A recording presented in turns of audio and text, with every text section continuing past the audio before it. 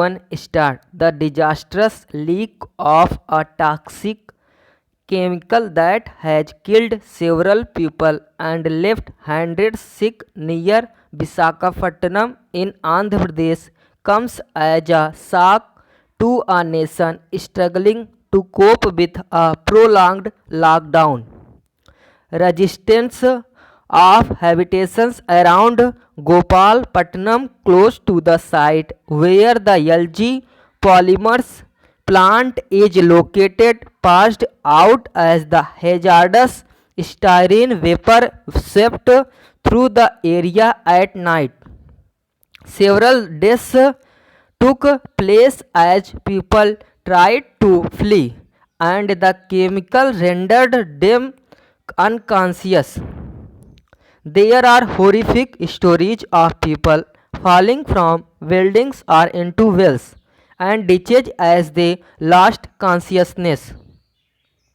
They have become the first victims of the exit from the lockdown when industrial units were allowed to resume their operations.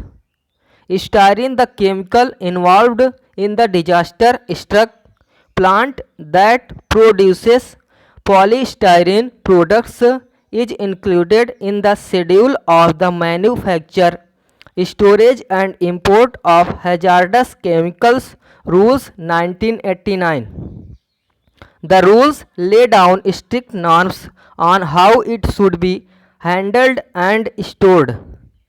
Although it will take an inquiry to establish what caused the incident, the company and the state government knew that the chemical was hazardous, characterized by poor stability under a variety of conditions that could even lead to explosive situation.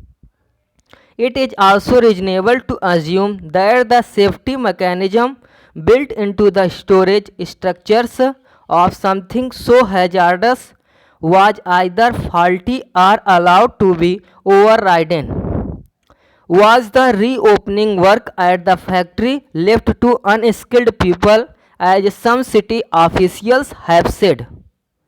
These aspects must be probed in the inquiry to fix accountability.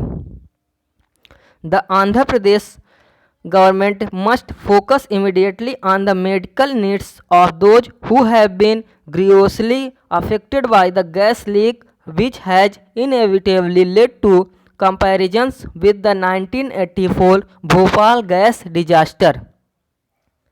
As a harmful chemical, styrene could have chronic effects beyond the immediate symptoms.